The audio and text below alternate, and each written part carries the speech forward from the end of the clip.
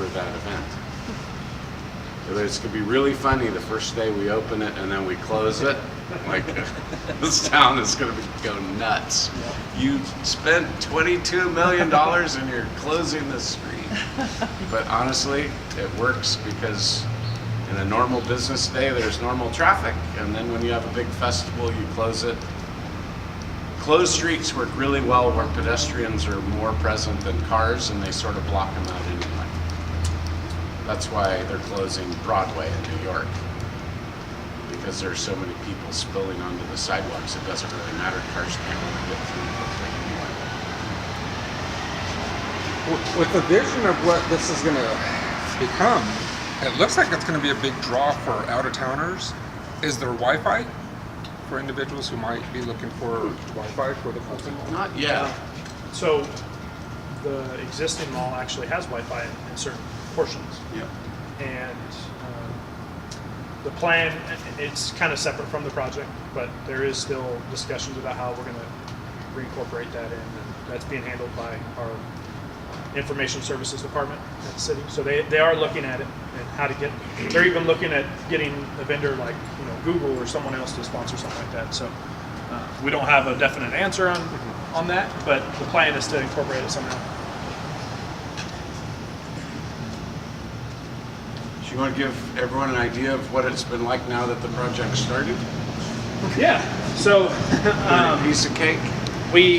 So through the design phase, kind of going back to the timeline, we back in February 2014. From that point, we went through the final design, and the goal was to have 100% plans ready for construction by the end of June of 2014. And it's very challenging, but we actually made it to that point. We had our California environmental document, but on the other side, we also had our federal environmental document to satisfy NEPA, because we have federal funds on the project. And that created additional mitigation measures that we had to comply with. So we had construction-ready documents in June of 2014, but then we had to complete a few mitigation measures, some studies before we could actually go out to construction. And so that was the kind of gap in between 2014 to 15 to get those mitigation studies done. So in July of 2015, we finally were ready, went out to bid, and the bidding process lasted all the way until October. We opened bids and worked through some, we awarded the contract, worked through some value engineering steps, and were able to start construction in April of 2016. So we had a notice to proceed on April 4th. Groundbreaking ceremony, March 3rd, 2016. And so from that point, we've been under construction, and like Craig mentioned, every day is a new day. It's a new challenge. The contractor has started work in the southern, we break it up into super blocks. So the super block 3 is from Tulare to Inyo. Super block 2 is Fresno to Tulare, and then super block 1 is Tuolumne to Fresno Street there. So the contractor has started primarily the street work in super block 3. So a lot of, when we get down there, you'll see a lot more demolition and new improvements going back in that super block. Also started work here in super block 1 because they're making way for a large sewer main that's going in with the project along Merced Street. So they also started in this end of the project.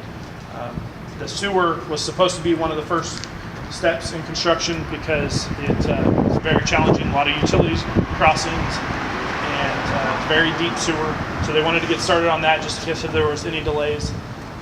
And once we started the potholing, then there's several conflicts that we've been redesigning around. So we haven't actually started the sewer work. A lot of the demolition work has been started, and some of the new improvements are going back in, but we're still working on redesign stuff to get that sewer started. So this super block, they primarily have been doing the demolition work. They've installed new sidewalk. You'll see the new sidewalk along the east side is already in place, and pedestrians are walking on it now, so that's great to see those new improvements. A lot of the parking areas are already poured. You can see new concrete over there. That's the parking area that you see in Super Block 1 there. So the challenges, every day we come across new things. It's whether it's utilities that we weren't aware of, abandoned things. We've come across the voids where the soil has eroded away, and so we have to look at it, make sure there's no. It's kind of surprising that we haven't seen more concrete breaking or sinkholes really, yeah. because there have been several areas where we found voids underneath. We came across a PG&E vault down here at Kern, where PG&E came in and installed their vault, and there were roof drains off of the building, 3 roof drains that tie into the storm drain system. So it was supposed to get the water from the building into the storm drain system. They were cut when they put the vault in. They weren't reconnected. So the storm drain, the roof drains were just flowing and taking away all the sediment for who knows how long. And there's a 5-foot deep void underneath that vault. It's surprising that the vault hasn't caved in. So just challenges like that. It's been so long since any work's been done out here, and we're just taking them day by day. We've found additional basements that we didn't know about, abandoned basements from buildings that were demolished 30, 40 years ago. And one interesting thing, and one of the design challenges, was dealing with basements beforehand. We tried to identify as much information as we could before we went out to construction. The challenge with the environmental documents and some of the lawsuits, we didn't do a lot of destructive testing on the mall to try to find out information. We had to do as much as we can without disturbing the existing mall. So we used ground penetrating radar. It's a little push behind radar, and it looks at the soil below the concrete, and it tells you whether there's a structure there, or it's soil, or there's a void. So we looked at most of the mall.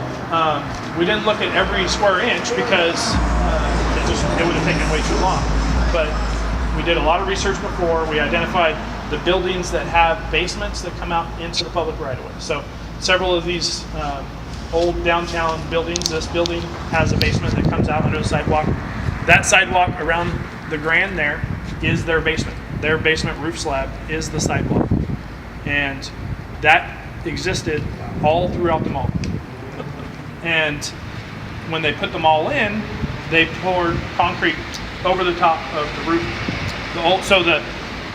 You see the finished floor elevation. So the old sidewalk goes right to the front door. Well, they changed the grades on everything because they poured the mall concrete on the top of those, so it was a little bit higher. And you can't see the basements, you can't see the condition that they're in, or the limits of them. And so that's been a challenge. We had ground penetrating radar. We tried to locate all the basements, determine their exact limits so that we were aware of it beforehand. We got in and did a pre-construction survey in all the buildings, trying to look at the condition of the basements and analyze that. And even with all that upfront work, we've still come across basements or structures that we weren't aware of. One of them down here at this parking lot near Inyo. It's an empty parking lot. There was nothing in the records. So one of the records that we researched was the Sanborn maps. Sanborn maps were common back in the day, I think, primarily for fire, to identify structures and where things are, like underground oil tanks and different things like that show up on those maps. So it's usually a good resource to identify where you have underground facilities, and it really pointed out most of the basements throughout here. So we use that as a resource. We researched a lot of the buildings and tried to find as-builts. But that parking lot, that parcel, did not have anything in the Sanborn maps, did not have anything in the plans. And so once we got started on the demolition work, we came across the basement that was there, still in the public right-of-way under the sidewalk, or under the mall, and the building's gone. So it was just a unique challenge. So we needed to abandon that, get it out of the way of our new improvements. There's trees along that edge there, which the trees would be right over the top of that basement, so we couldn't just leave it. And we just had to work with the contractor, come up with a plan to abandon it properly so that it wouldn't impact future development on that lot, but also so we could put our new improvements. So that's just one of a handful of them that we've been working with the contractor on and trying to keep things moving. And other than that, it's good to see construction finally moving forward, and there's been a lot of good progress. Any considerations of linking it to the high-speed rail terminal? Yeah, so that was one of the cool things about this location. It's right between high-speed rail's future station, and on the other side of Van Ness is Courthouse Park, where we're having our new BRT station. So that connection between transit, one of our funding is Measure C TOD, which is transit-oriented development. That's why this area is so important, is to link those transit stations and provide a walkable space in between. And there's a station area master plan for this whole area where the high-speed rail station is, and all those city redevelopment agency parking lots are now, on how those new buildings can be built, all their requirements, and where the parking will go so that it won't look like massive parking structures. What about the tunnels that come from Chinatown? We have not come across any tunnels yet. I don't think we're going to come across any in the Fulton Mall area, but I know that they do exist some When parts my of town. cousin did the electrical 40-some years ago for the mall, because he designed it, please don't film me. He ran across tunnels under there that weren't on any maps. And he worked for EPS, Okay. electrical. I know there are tunnels. I know that there's a tunnel that connects some of the buildings, and most of them we're aware of, but there may be some that we're not, and we'll deal with them when we get to them. How's the city going to deal with future art? Are they planning for future artwork? Well, Sculptures? the nice thing about the 28-foot sidewalk is it leaves that large promenade area, so there is potential for future art incorporated into the streetscape. We don't have any specific plans to install any art, but I mean, the design accommodates it.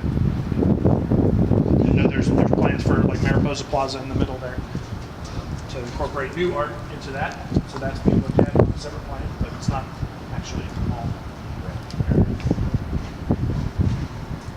Little playground areas. Has there been any discussion of donating it to a possible school or a So, part of the funding requirements, the 2 playgrounds that are in the mall area today have to be relocated. So those will be going to a new site. The actual equipment, because of the federal funding, we're not allowed to salvage material. It's considered like offsetting costs. So the contractor, it's really the contractor's property at that point once he's awarded the job. The idea is, recycling metal and different things. They have the opportunity to lower their bid by taking that into consideration. So the city's not involved with, where those are actually going to go. But I know through discussions with the contractor, he's been approached by community groups, churches, whatnot that is interested in those facilities. So I'm pretty sure they're going to go somewhere, but I'm not up to speed on exactly where. And there will be new play areas in a park that serves the same basic residents as this area, and I don't think it's been approved by the state yet. Right, that's what we're looking. So they've looked at like Dickey and Romaine and other playgrounds in the area that will get tot lots as a result of these being moved. So in turn, and that's when you hear the word mitigation, it's sort of a word we have to deal with all the time, but basically it means if you're losing something, you have to make up with it somewhere else. Right. You have the historic landscape, so we put as much of that character feature back in here, even though it'll be different, but then you can also mitigate it by, we'll have all of the plans are going to be stored at Fresno State, I think, for public. There'll Fresno be County some Library. panels that describe the Fulton Mall history. Yep. There'll be, there already is an app you can use. I should remember the name. This is Fresno? What's it? This is Fresno? This is Fresno, and it will have, you'll be able to walk through, see the history of the art that's here, the history of the mall, as well as find art hop locations or happy hour specials or whatever. So it'll be a fully interactive public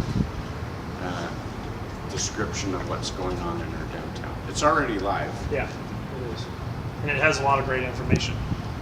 Like right now, a lot of the art pieces have been removed because they are being restored by the art conservators on the project. But if you walk today and you use that tour, because it is set up like a tour, so as you walk, it pops up, hey, you're next to this art piece. So it gives you that information. It's really, really interesting to see the background on each art piece. So we'll get started walking, but while I still have everyone, because I know people leave throughout the tour, I want to promote next month's tour, which will be the 4th Saturday, whatever that date is. And we're going to have Dan Zach, who is Assistant City Planner, and he has done the primary work for the general plan and is now finishing the downtown specific plan and the downtown neighborhoods community plan and the new form-based code, which will guide all future development. And that'll be going to the City Council and Planning Commission in October. So I'm gonna have him come with us so he can talk about different locations and how the form-based code and the plans will guide that new construction so that we end up with an urban, walkable, attractive space. So, you know, I always think, everyone's like, planning, who cares about planning, or what does it even mean? Basically, look at the Housing Authority's parking lot over there, and let's say we're gonna build a new building on it. It's either gonna be a bad building, a good building, or a great building. We wanna have a form-based code that makes it at least good to great, somewhere in that range. Where we can look at some of the other buildings. Long's not a particularly good or great building. It's fine, it's functional, but you've got a parking lot in front, a building in back, blank walls, they've even covered up windows. It's all the opposite from what we want to do. So having Randall here today, I think is really great. You guys probably have already learned a lot more about it, and we'll continue to as we walk. I learn every time I hear what he's up to. And then next week would be something really to promote too, if you are into what the urban form is like. Really interesting. And we have very talented people working on this stuff. So I think I'll roll up my map and we'll